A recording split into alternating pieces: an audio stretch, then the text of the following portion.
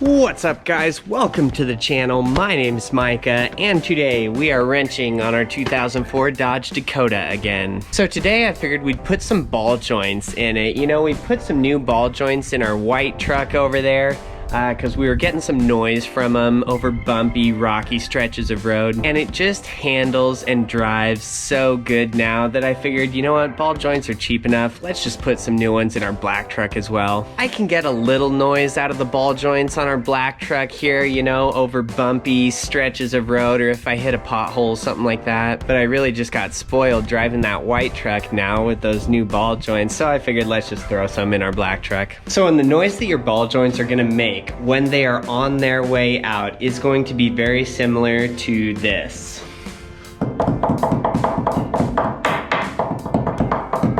It's kind of a hollow popping or knocking. It almost sounds like wooden dresser drawers, but just that noise is very similar to what it's gonna sound like. So if you hear that sound when you go over bumpy, rocky patches of road, hit a pothole, most likely it's gonna be your upper ball joint on this truck, but ball joints in general is where you're gonna look.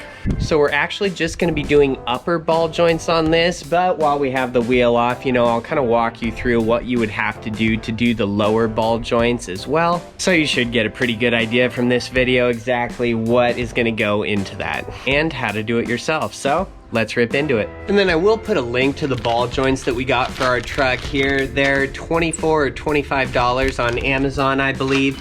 They're gonna be a sealed ball joint, so there's no grease fitting, there's no extra maintenance you need to do. You just put them in and then that's done. You don't have to worry about anything. So I would definitely recommend those sealed ball joints as opposed to the ones that have the grease fitting, but to each their own. So first thing we're gonna do is I'm gonna bust free all of our lug nuts on our wheel here, then we're gonna jack our truck up, put that on a jack stand, and then we're gonna take our wheel off and we should be able to see everything from there. So now that we've got our wheel off here, we can clearly get to the upper ball joint. So you can see that there's just 3 bolts here that are gonna hold that on to the upper control arm.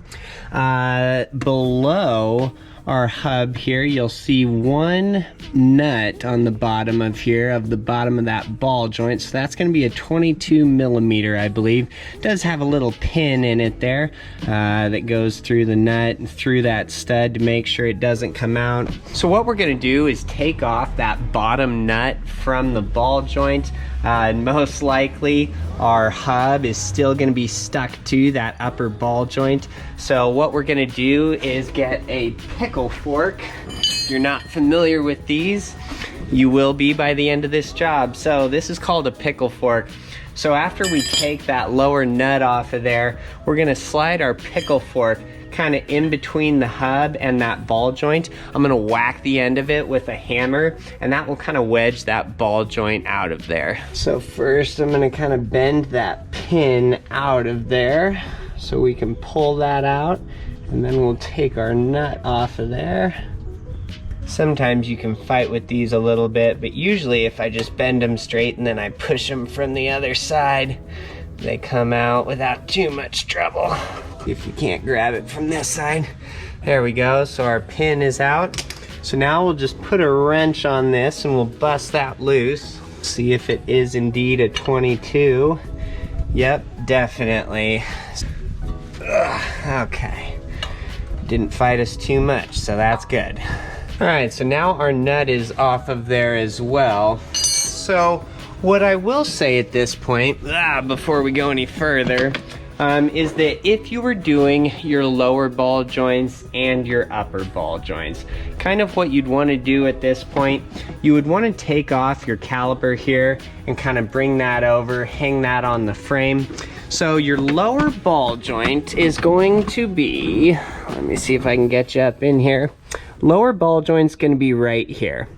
So in order to get that one out, you're going to have to take this little CV arm here out of the hub, because you will need to have a ball joint press on that in order to get the lower one out. So you would be taking off your caliper. I believe you have to disconnect this arm right here, which it looks like we might need one of those sometime in the near future there, but Today we'll just focus on the ball joints. And then you'd need to take this axle nut out of here. So it's a 35 millimeter, I believe. So, and there's a little cap here with another little pin in it. So you'd wanna take that cap and pin out of there. 35 millimeters, your axle nut size.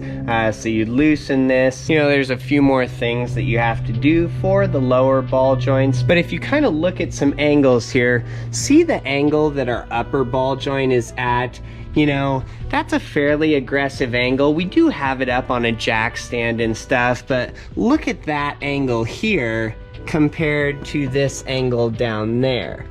So the lower angle, our lower ball joint, not nearly the angle that the upper one gets put at. So more often than not, when you get some noise from your ball joints, it's just the upper one. And in looking at our lower one, it looks totally fine. The rubber's good, that boot on it there.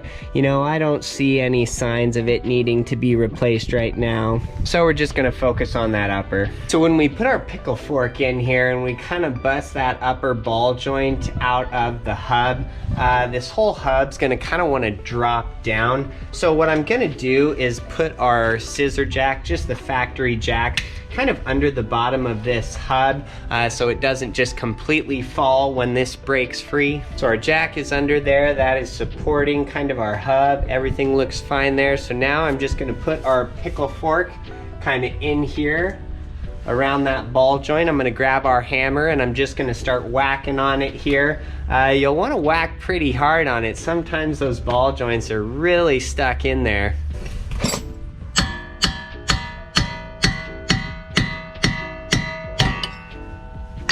Woohoo! Just like that. So that busted free, no problems there. You can kind of see, let me get you adjusted here, kind of all the grease and stuff. You know, it looks like our ball joint here was kind of about to blow out with all the grease that's on this upper hub, kind of on the bottom of the ball joint. So that does make sense why we were kind of starting to get a little bit of noise out of these ball joints. They were kind of on their way out. So now all I'm gonna do is just loosen up these 3 nuts that are on the top of here. I believe they have a head on the bottom side as well. Yep, they totally do. So I might have to put a wrench on the bottom of those, on the heads of those bolts to kind of hold those. And that should be everything we need to do to pull the old ball joint off. Now by this point, a clever eye will have noticed that we don't have shock absorbers in our truck right now. I was going to replace those, and then the bolts that hold the lower part of the shock in busted off. They were so rusty. They looked like the original shocks because they were totally blown out. The whole tops were broken. They were not functioning as a shock whatsoever. Oh, another thing that I'll say is these ball joints on these Dakotas. So the 2-wheel drives are going to be different from the 4-wheel drives. I believe the top, the upper ball joint, is going to be the same on all your different Dakotas, 97 through 2004. But then the lower ball joints are going to vary depending if you have a 2-wheel drive or a 4-wheel drive truck.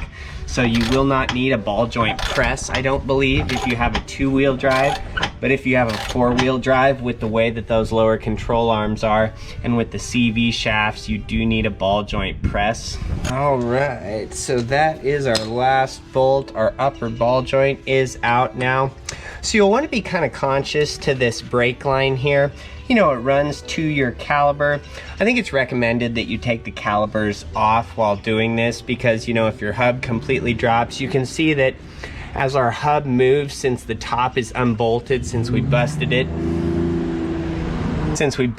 out of that ball joint, you know, just the only thing kind of holding our top here, you know, is just that line. But that's why I put the jack under it there, so that there's not a ton of pressure on that brake line. So be kind of sensitive to that as well. If you're worried about it, you can just pull off the caliper there. It doesn't hurt anything. Well, so we'll just clean up some of our surfaces here, get some of that extra grease that was on there off, and then we'll put our new upper ball joint in here. So here we have our new ball joint. Everything looks super nice and heavy duty on that, and so there is no grease fitting on the top of that, whereas you can see that our old one did have that grease fitting there. So new one does not. Everything is completely sealed on it.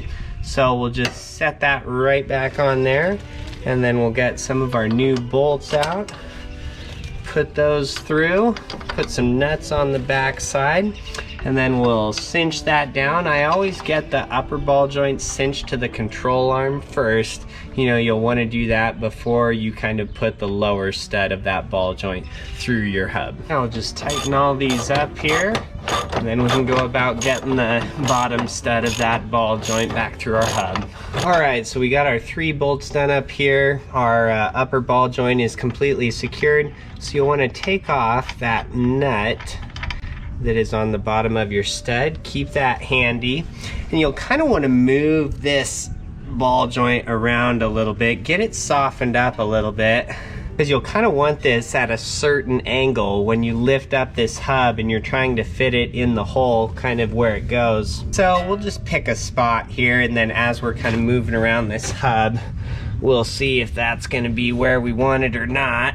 So I think that's about the angle that we're going to want, and so I'm going to raise my jack that I have under that lower control arm under this hub, so I can kind of raise this whole hub up a little bit, and then sometimes I'll put a pry bar kind of on this upper control arm, pry that down a little bit, you know, as I get my nut on. You'll want to get just a few threads on this nut, kind of get it started, and then you'll be able to kind of take pressure off everything, and then you can just cinch up your nut. So I've got our pry bar ready if we need it. So we're just gonna hold up our hub kind of in the place that we want that. Just the ball joint just a little bit. All right, so now we can raise up our jack here. So that slowly, yep, it's just slowly going up, slowly finding its home. Now you'll want to kind of keep an eye on your jack stand, because you don't want to put enough pressure on this hub that it raises your truck off your jack stand, because obviously that's not going to be very safe. So I'm keeping an eye on that as I'm raising our jack up. Alright, so I think I've got our lower hub high enough, so I'm just going to put my pry bar kind of under that frame here and push down a little bit and see if we can't get that ball joint to drop down in there and give us just a few threads that we can get our nut on. Yep, I think that's going to be perfect. So we'll just reach around here, put our nut on. All right, that is perfect. So we can take pressure off of our upper control arm there. Now we can lower our jack. We're not going to need that on there anymore. So now we can just go about tightening our nut on our new ball joint here. As soon as that's cinched on, then we'll put that pin in there, and we'll kind of bend that back to lock our nut in place so that can never come loose. And that should be about it here.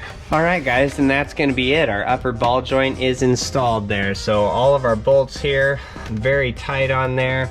The nut on the bottom, you can see we put our pin through there maybe. Everything is looking good to go on that. So like I said, if you were doing the lower ball joint as well, you know, caliper off, arm disconnected, your axle nut, take that out. You need that CV shaft out of the way so that you can get to that lower ball joint right down there. Nut on the bottom, pin again, and you would need that ball joint press in order to get that out of there. You can find those at Harbor Freight. You can get one off Amazon, eBay. I'll actually just put one in the description, a link to one. I'll do one for eBay and Amazon. And then I'll put a link to the ball joints that we used as well. So they're on Amazon. I believe they were $24 or $25. So yeah, super easy guys, super straightforward. You'll get rid of any sort of a ball joint noise from your truck. It's just gonna feel a lot more solid and planted over bumpy stretches of road, trail, whatever it may be. And then the other side is going to be exactly the same. So that'll probably do it for our video today, guys. So like the video if this helped you out, subscribe if you want to see more, and until next time, have a wonderful night, guys.